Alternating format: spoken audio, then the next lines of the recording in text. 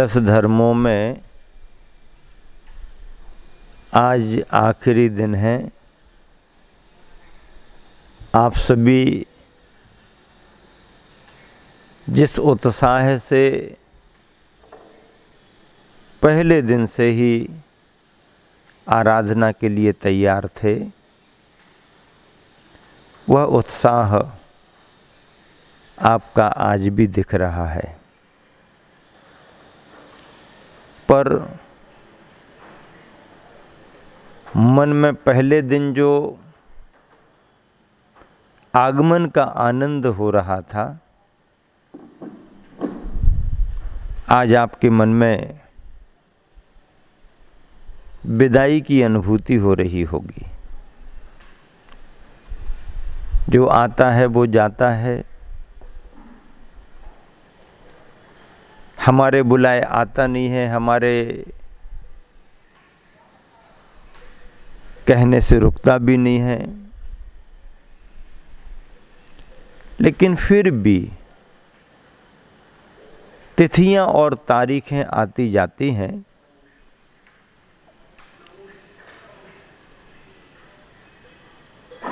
भावनाओं का धर्म तो सदा शाश्वत हमारे साथ है। असल में पर्वराज पर्यूषण आत्म गुणों की आराधना का पर्व है। इन दिनों में हम इन धर्मों को माध्यम बना करके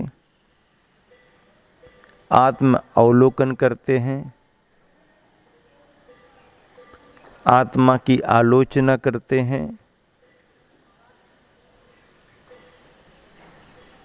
आत्मा का अनुभव करते हुए आत्मा की उपलब्धि में आते हैं। आत्मोपलब्धि के दिन है ये। क्षमा, मार्दव, आर्जव आदि नाम भले हों, पर एक तरह से देखें तो ये दिन विशुद्ध रूप से आत्म गुणों की आराधना के दिन है। विशुद्ध रूप से आत्म गुणों की आराधना के दिन है। इन दिनों में कल जबकि आप बिल्कुल आकिंचन निर्विकल्प हो गए, आज आपको स्वरूप लीनता का आनंद अनुभव लेना है। ब्रह्म आत्म तत्व को कहते हैं और उस आत्म तत्व की चर्या में, उसमें आत्म तत्व में रमन करने का नाम ब्रह्मचर्य है। देह का स्वभाव अलग है,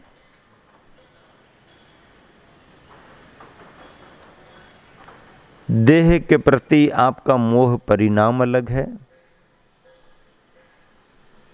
देह को ही आप सब कुछ मान करके चल रहे हैं। देह की सुविधाओं के लिए आप साधन जुटा रहे हैं। लेकिन इन सब के मध्य में कभी कभी ऐसा लगता है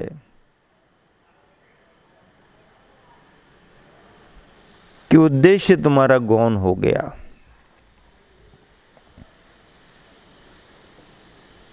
भोग्य वस्तुओं की इतनी चिंता कर रहे हो, भोक्ता की ओर आपका ख्याल नहीं। दृश्यों को इतना महत्व दे रहे हो, दृष्टा की ओर आपका ध्यान नहीं। शरीर और शरीर के आश्रित जितने साधन, जितनी सुविधाएं, जितने सुख हैं, वो संसार को, सांसारिकता को लेकर के हैं, पराधीन है, कर्माधीन है। कुछ समय के लिए पुण्य के योग से हैं और फिर पुनः दुख का संस्कार दे करके जाने वाले हैं। ऐसे संसार का स्वरूप समझ करके वैराग्य के भावों में आना प्रत्येक भव्यात्मा मुमुक्षु का कर्तव्य है। जगत काय स्वभाव व संवेग वैराग्यार्थम, जगत और काय के स्वरूप का चिंतन करें, स्वभाव का विचार करें तो संवेग और वैराग्य भाव बढ़ते हैं। संवेग वैराग्य ये अध्यात्म की श्रेणी में आते हैं और अध्यात्म आत्मा के परिणामों से जुड़ा हुआ होता है। मन सरोवर में रहने वाले हंस कहलाते हैं। मोती मुक्ता को चुगते हैं और सामान्य नदी तालाबों में बगुले रहा करते हैं। जो किसी भी जंतु जीव जंतु से अपना उदर पोषण करते रहते हैं। बगुला मछलियां खा करके ही तृप्त होता है, पर हंसों की ये स्थिति नहीं है। हंस हंस ही होते हैं, विवेकी होते हैं। दूध में पानी मिला करके रख दो, बगुला उसे ही दूध मान करके पी लेता है, लेकिन हंसा पानी अलग अलग कर देता है, दूध दूध पी लेता है। और हंसा तो मोती चुगे, हंसा मानसरोवर में मोती ही चुगता है। आज का दिन आप सभी के लिए हंस स्वभावी बनने का दिन है।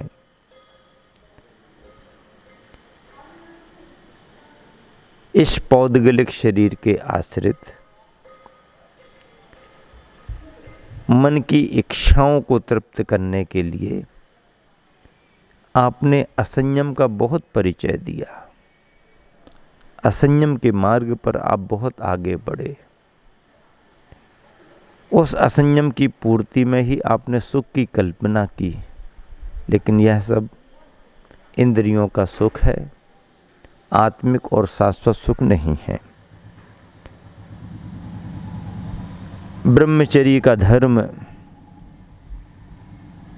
देह से हटकर के देही की ओर ध्यान देने का है, शरीर से हटकर के आत्मा की ओर ध्यान देने का है, विषयों से हटकर के विरक्ति की ओर ध्यान देने का है। पहनाव को लेकर के यदि आपसे बात करें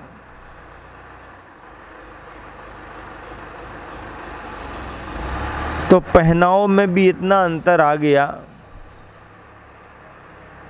पहनाव तो एक शरीर की आवश्यकता है, पहनाव तो एक सामाजिक व्यवस्था है। पहनाव में तो शोभा बढ़ती है गृहस्थ की, पहनाव जरूरी है, सभी के परिधान सुनिश्चित हैं, लेकिन परिधान बदलते जा रहे हैं और अब तो परिधानों में इतना मर्यादा का उल्लंघन दिखने लगा कि पर्याप्त वस्त्र भी नहीं होते हैं। बहुत टाइट, बहुत छोटे वस्त्र पहनना लोगों को पसंद भले आता हो, लेकिन ये ना तो स्वास्थ्य के अनुकूल होते हैं और न मर्यादा के अनुकूल होते हैं। और फिर देखो आज के समय में डिजाइनों के नाम पर कपड़े कितने कटे फटे आने लगे। सीधे साधे अखंड वस्त्रों की कीमत कम हो रही है और डिजाइनों में कटे फटे आए तो उसकी कीमत ज्यादा हो रही है। वस्त्र पहनना ही है तो कटे फटे क्यों? पुराने समय में कहा जाता था फटे कपड़े मत पहनो, और फट भी जाए तो उसको सिल करके व्यक्ति सही करके पहनता था। आज तो नए के नए जो कपड़े कंपनी से बन के आ रहे हैं, उनमें यहाँ कट लगे, वहाँ कट लगे, यहाँ कटिंग, वहाँ कटिंग, और डिजाइन मानी जा रही। ये सब गलत है। भारतीय संस्कृति के विरुद्ध है, भारतीय संस्कारों के विरुद्ध है। ये मर्यादा विहीन व्यक्ति को बनाता है। छोटी उम्र में बच्चों को ये बात समझ में नहीं आती, माता पिता ही उन्हें प्रेरित कर देते हैं, फिर धीरे धीरे बच्चे उसके आदी हो जाते और स्थिति ये बनती है कि बड़े होने पर उसे फैशन मान करके फिर वो युवा युवतियां पहनते हैं। मर्यादा विहीन वस्त्र होते हैं तो मर्यादा विहीन काम भी होने लगते हैं। इसलिए पहनाव में भी मर्यादा होनी चाहिए। बोल चाल, उठना बैठना, रहन सहन, अड़ोसी पड़ोसियों का ध्यान रख करके अपना मर्यादित व्यवहार करें। अपने आचार विचार की पवित्रता प्रामाणिकता बनाए रखें। यही मर्यादा के रूप में आज का धर्म है। धर्म के रूप में तो ये कहा गया कि व्यक्ति यदि गृहस्थ है तो सुदार संतोष का व्रत लेकर के भारतीय संस्कृति के अनुसार विवाह पद्धति को स्वीकार करे और अपने संकल्प सूत्र में बंध करके गृहस्थ जीवन को आगे बढ़ाए। और श्रेष्ठतम साधना करनी है तो गृह त्यागी बने, साधना के मार्ग में आगे बढ़े तो उसका जीवन परमार्थ से जुड़ता है, संन्यास से जुड़ता है। ब्रह्मचर्य की साधना घर में रहने वाले गृहस्थ भी कर लेते हैं व्रत लेकर के, और गृह त्यागी तो उसकी मूर्ति ही होते हैं। शास्त्रों में एक कथानक आता है, बालक बालिका गुरुकुल में शिक्षा प्राप्त करने को गए। बालिका का शिक्षण आरिकाओं के निर्देशन में हुआ, बालक का शिक्षण मुनि राजों के निर्देशन में हुआ। पढ़ाई पूरी होने पर जब दोनों आने लगे तो गुरु दक्षिणा के रूप में बालिका ने अपनी गुरुवाणी से सारी बात समझ करके आगे भविष्य में जब भी गृहस्थ बनेंगे तो एक पक्ष का व्रत पालेंगे। बालक ने भी शिक्षा पूर्ण होने पर आशीर्वाद स्वरूप गुरु दक्षिणा के रूप में एक व्रत लिया कि मैं एक पक्ष का व्रत का पालन करूंगा। इस तरह से दोनों का व्रत पलता रहा, विवाह हुआ। दोनों की वार्ता स्पष्ट हुई, योग्य घराने के थे, और जब वार्ता स्पष्ट हुई तो दोनों ने फिर अपने व्रत का पालन किया। एक का कृष्ण पक्ष का व्रत रहा, एक का शुक्ल पक्ष का व्रत रहा। और पत्नी ने कहा भी कि तुम्हारे लिए दूसरे विवाह करने की भी व्यवस्था है, आप विवाह करें और परिवार को आगे बढ़ाएं। पर उस श्रीमान ने भी मना कर दिया कि नहीं, हमारे भाग्य में जो है वही मेरे लिए स्वीकार है। और दोनों ने गृहस्थ रह करके भी कृष्ण और शुक्ल पक्ष के रूप में अपना अपना व्रत पाल करके गृहस्थ जीवन में भी अखंड ब्रह्मचर्य व्रत का पालन किया। उनका नाम है विजय सेठ और विजया सेठानी। प्रथमानी युग में इनका कथानक बहुत आदर्श माना गया है। ऐसे भी गृहस्थ होते हैं।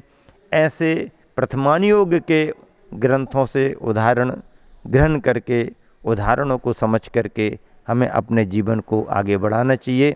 गुरुकुलों की शिक्षाओं का प्रभाव ये है, और लौकिक शिक्षाओं का प्रभाव तो डिग्रियां ले लेते हैं, संस्कार नहीं रहते हैं, तो संस्कार विहीन भौतिक जीवन जीते हैं। परमार्थ और धर्म से उन्हें कोई लेना देना नहीं। इस तरह से उनका जीवन यूं ही व्यतीत होता है। गुरुवर आचार्य ने गुरुकुल की प्रणाली को आगे बढ़ाते हुए अपने संघ को इतना विस्तार दिया है। आरिकाएँ, मुनिराज, अहिलक जी, छुल्लक जी और इतने सारे त्यागी व्रती भाई बहनों के माध्यम से आज भारतीय संस्कृति नियम संयम के मार्ग में बहुत प्रेरित हो रही है, और एक चलता फिरता गुरुकुल आचार्य श्री का संग दिखाई देता है। प्रतिभा स्थली के रूप में स्वयं गुरुवर आचार्य श्री ने एक ऐसी शिक्षण प्रणाली को तैयार किया है कि बाल ब्रह्मचारिणी बहनें जहाँ बालिकाओं को पढ़ाती हैं और माँ की ममता जैसा भाव दे कर के उन्हें तैयार करती हैं, तो वो बालिकाएं चाहे जैन हो चाहे जैनेतर, योग्य कन्याएं बनकर के आदर्श के रूप में जब कभी भी गृहस्थी के मार्ग पर आगे बढ़ेंगी तो आदर्श गृहिणी बनेंगी, और ऐसी आदर्श गृहिणियाँ अपने घर परिवार को आदर्श बनाती हैं। इस तरह से शिक्षा तो शिक्षा ही होती है। मैं समझता हूँ वही शिक्षा सार्थक होती है जिसमें संस्कार भी जुड़े हुए होते हैं। परमार्थ के संस्कारों से जुड़ कर के ग्रहण की गई शिक्षा आदर्श शिक्षा मानी जाती है। शेष तो अर्थकरी विद्या है। लौकिक प्रयोजनों की पूर्ति के लिए भौतिकता की चकाचौंध में शिक्षित होकर के ढेर सारे बच्चे आगे बढ़ जाते हैं, पर उन्हें भविष्य ही नहीं मालूम क्या करना है। इस तरह से शिक्षा केवल उदर पोषण की पूर्ति का साधन ना हो, जीवन निर्माण का भी साधन हो। ऐसे शिक्षा के संस्कार भी आज के दिन आपको याद रखने पड़ेंगे, क्योंकि ब्रह्मचर्य के धर्म में मर्यादाओं की सारी बात समझने से ही इस धर्म की हम पूर्ति कर सकते हैं। और ऐसा ये धर्म खान पान की मर्यादा, उठने बैठने की मर्यादा, आने जाने की मर्यादा से लेकर के जो बंधा हुआ है, वही आपको एक दिन परम ब्रह्मचर्य की ओर ले जाने वाला है। 10 दिनों में 10 धर्मों में आपने प्रतिदिन पूजन के भाव को समझा, मन लगा करके आपने व्रत उपवास किए, स्वाध्याय किया, अनुष्ठान किए। यहाँ की दिन भर की दिनचर्या में सम्मिलित होकर के आपने संस्कार के रूप में बहुत बड़ा लाभ लिया है। कोरोना महामारी के इस प्रकोप के बीच में भी बहुत सावधानी रख के, दूरी बना करके, मास्क लगा करके आपने प्रशासन के नियमों का ध्यान रखते हुए भी बड़े अच्छे तरीके से धर्म की आराधना की है। और यही आपके लिए ब्रह्मचर्य का धर्म है। इस धर्म को आप आत्मिक परिणामों से जोड़ करके, दैहिक सुख सुविधाओं से परे होकर के मर्यादा महोत्सव के रूप में मनाएं और मर्यादित अपना जीवन बनाएं। यही आज के धर्म का सार है। महावीर भगवान की।